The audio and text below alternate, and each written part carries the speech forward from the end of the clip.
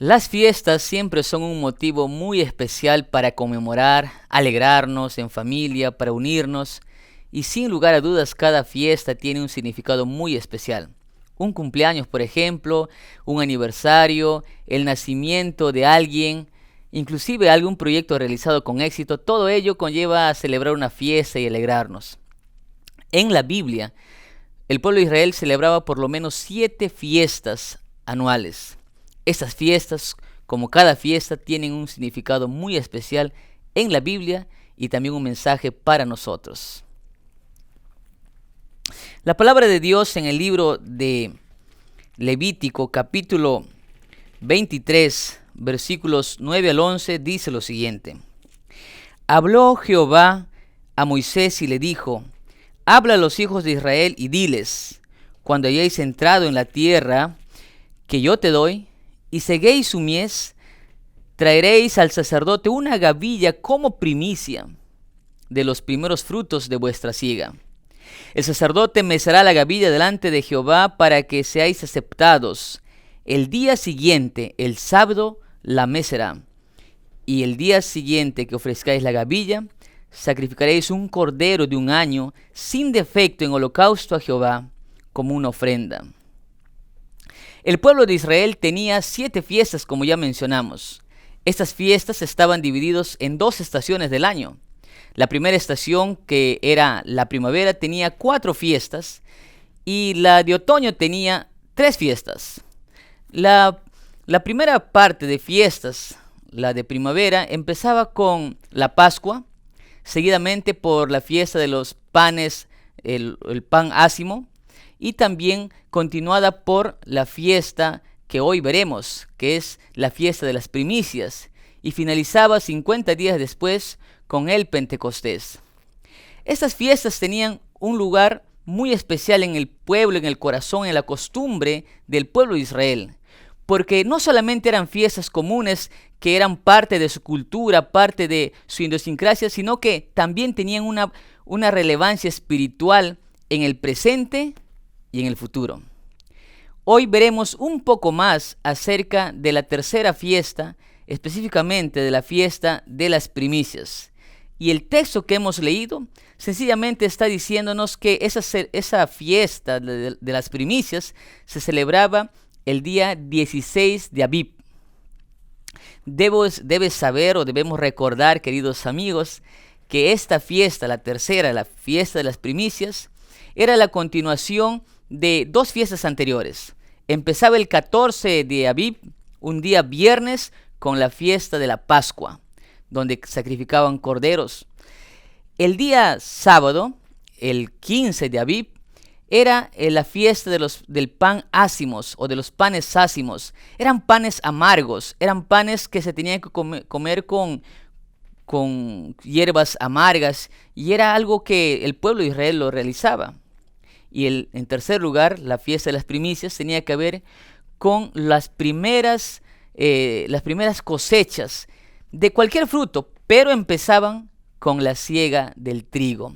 Es decir, que los primeros cereales, las primeras gavillas de cebadas eran llevados delante del sacerdote en el templo en agradecimiento a Dios por lo que Dios había sustentado sus familias, por lo que Dios había hecho en favor de ellos. Yo no sé si tú te das cuenta, pero el pueblo de Israel no estaba viviendo en una tierra fértil, no estaba viviendo en una tierra donde estaba rodeada por ríos y manantiales de agua abundante. No, estaban en pleno desierto, y es extraordinario saber que en medio del desierto Dios los bendecía y hacía que esas tierras infértiles, esas tierras secas, produzcan grano bueno, y un grano bueno. Por eso es que el pueblo de Israel agradece. Las fiestas de las primicias eran la manifestación de gratitud del pueblo de Dios. Ellos tomaban la cebada. ¿Y por qué la cebada? ¿Por qué las gavillas o manojos de cebada? Porque la cebada era el grano, era el cereal más usado por el pueblo de Israel, no solo por su cantidad, sino porque era el alimento de los pobres. Y tú tienes que tener en cuenta, querido amigo, que esto es tan importante reconocerlo. Porque de la cebada se hace el pan. y ese pan tenía que ser molido al día siguiente, el pan, para que pueda ser consumido. Y el pan representa en la Biblia nada más y nada menos que a Jesús. Y queridos amigos, cuando nosotros leemos y dice allí el 16 de Abib, un día domingo, la fiesta de las primicias, todo el pueblo se presentaba. No era una fiesta de santa convocación donde todos tenían que venir, pero era una fiesta importante porque allí el pueblo de Dios manifestaba su gratitud. ¿Cuán agradecidos somos, queridos amigos? ¿Te has dado cuenta que en la vida nosotros nos la pasamos pidiendo, reclamando, exigiendo favores a Dios, diciendo, ¿por qué, Señor? Señor, ¿por qué no me bendices? Señor, ¿qué está pasando? Y no dedicamos tiempo a agradecer.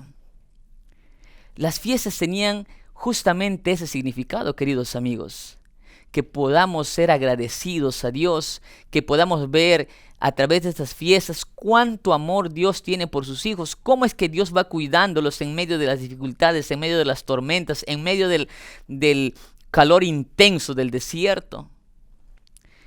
Si tú estás escuchando este mensaje y sientes que la vida solamente te tiene problemas, solamente te tiene estrés, solamente te tiene cargas, tienes que hacer un alto y decir, Señor, gracias.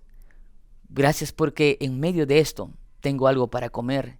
En medio de tanto dolor tengo siquiera a mis hijos vivos. Seamos agradecidos. Entonces, esta era una fiesta especial por su gratitud.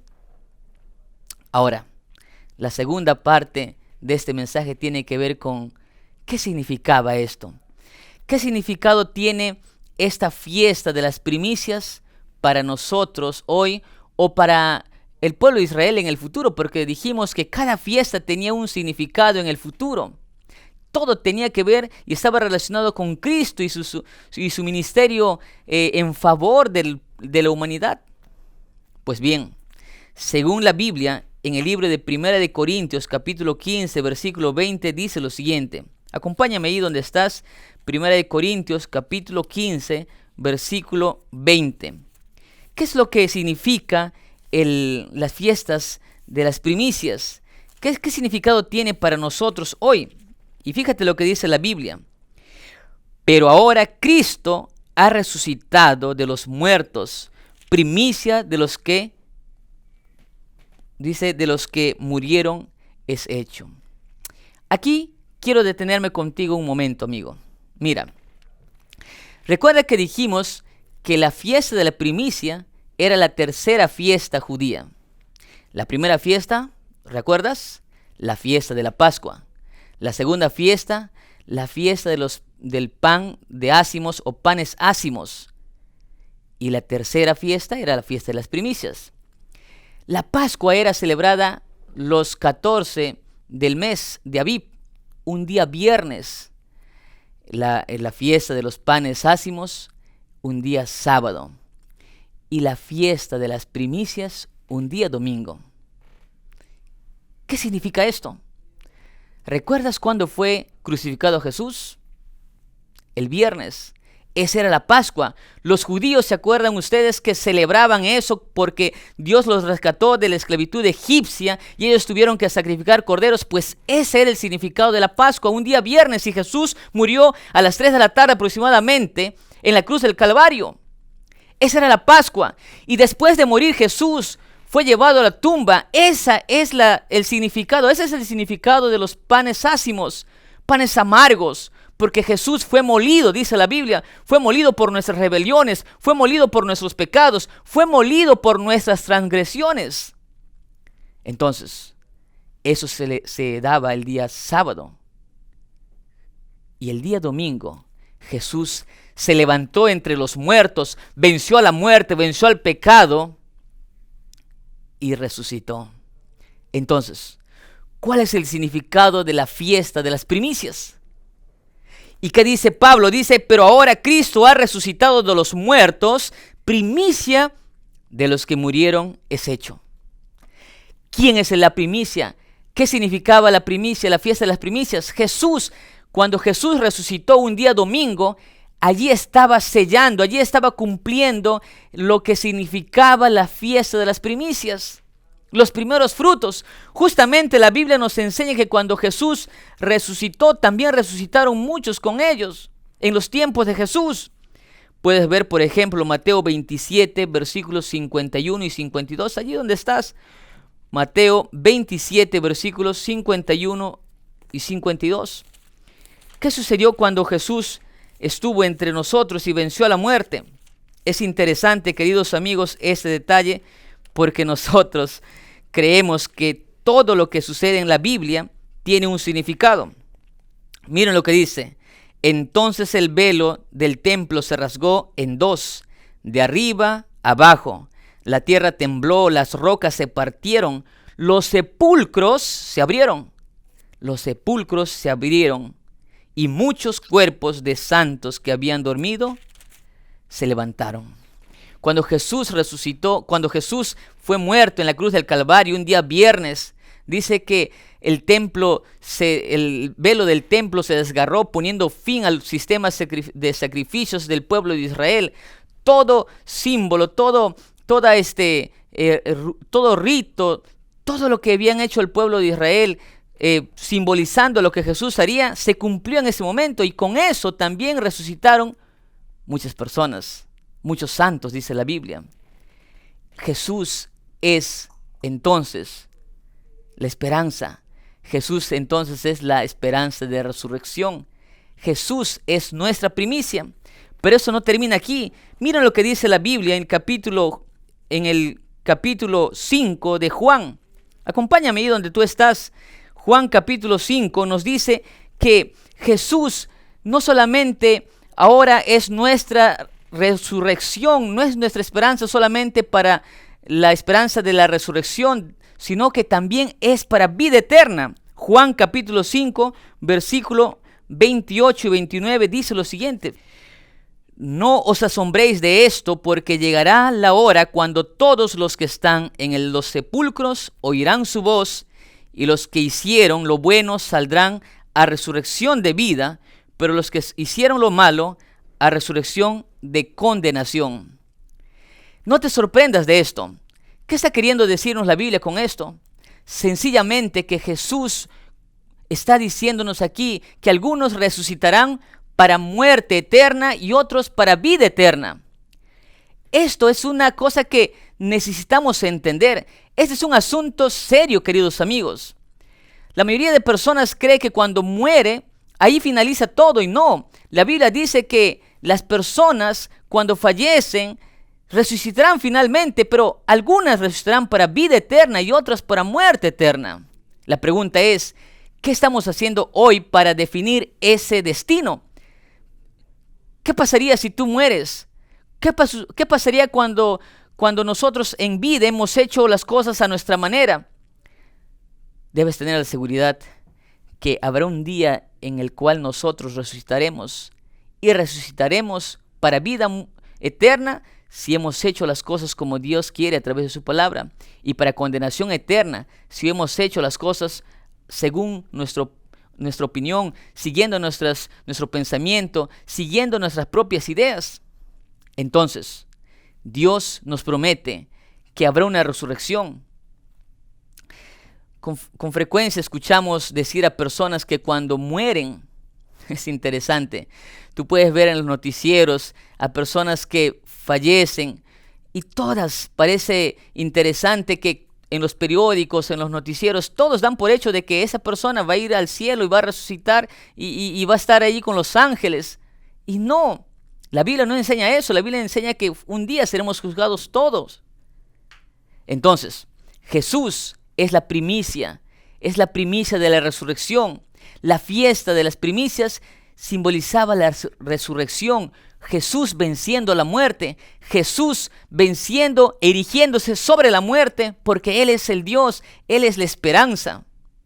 Entonces, ¿qué te parece? Vamos a leer un texto final en el libro de Apocalipsis, capítulo 22, versículo 12, lo siguiente. Apocalipsis es un libro que muchas personas consideran que es un misterio. Sin embargo, no es un misterio, queridos amigos.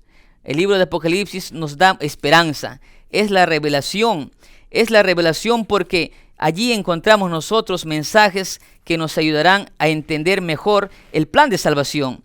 Capítulo 22 de Apocalipsis, versículo 12 dice: vengo pronto y mi galardón conmigo para recompensar a cada uno según sea su obra. Yo soy el Alfa, el Omega, el principio y el fin, el primero y el último. Cristo es nuestra esperanza, pero es nuestra esperanza para vida eterna.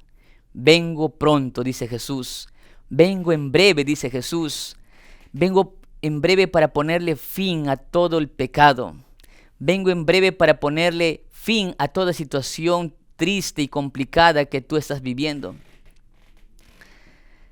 Cristo Jesús prometió volver. Por eso es que los cristianos se saludaban así: Maranata, el Señor viene.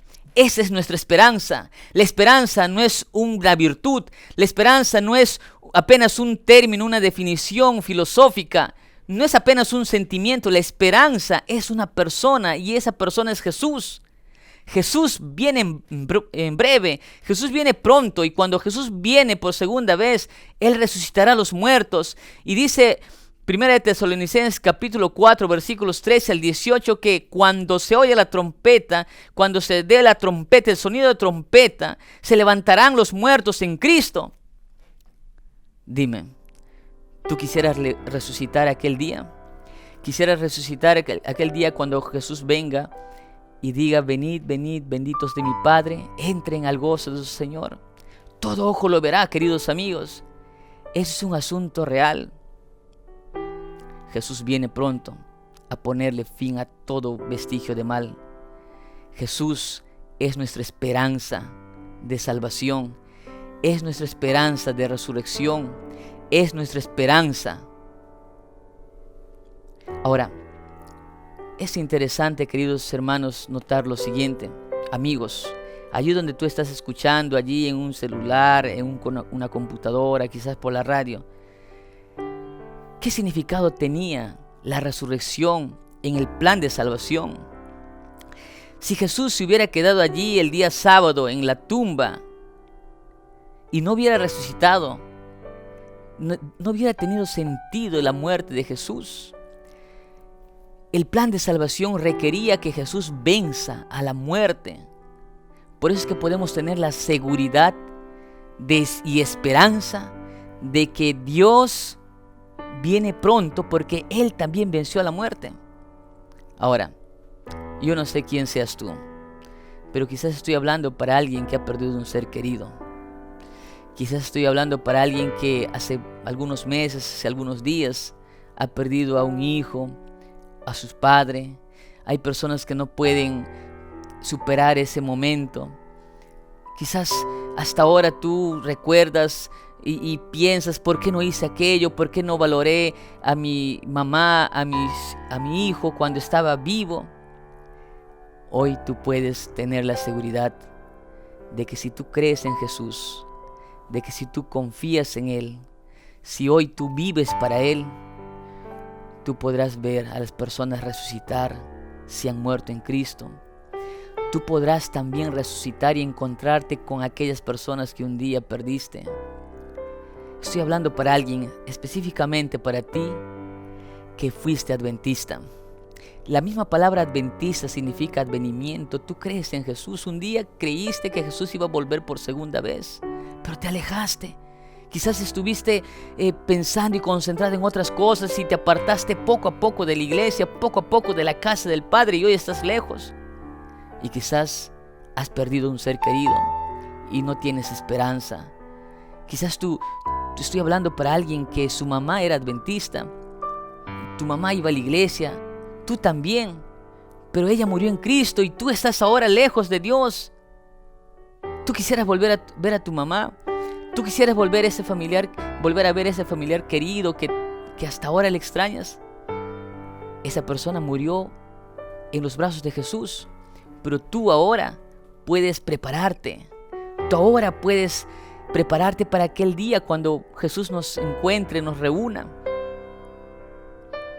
Amigos, no tenemos tiempo que perder.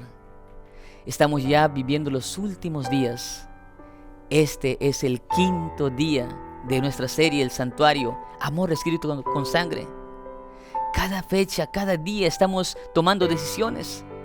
Y hoy la decisión es que tú puedas entregarle tu vida a Jesús. La decisión que hoy tomamos repercutirá para mañana. La decisión que tú tomes hoy, lo que tú creas hoy, definirá tu felicidad mañana. Lo que tú hoy decidas definirá la prosperidad o la perdición o la maldición de tus seres queridos. Hay personas que piensan que solamente deciden por él, y no. Cuando tú tomas una decisión, tú estás tomando una decisión también por los que van a venir después de ti, tus hijos, tus nietos. Por eso hoy tú puedes cambiar la historia de tu vida. Por eso es que hoy tú tienes la oportunidad de empezar de nuevo y de creer en Jesús. Todos vamos a morir.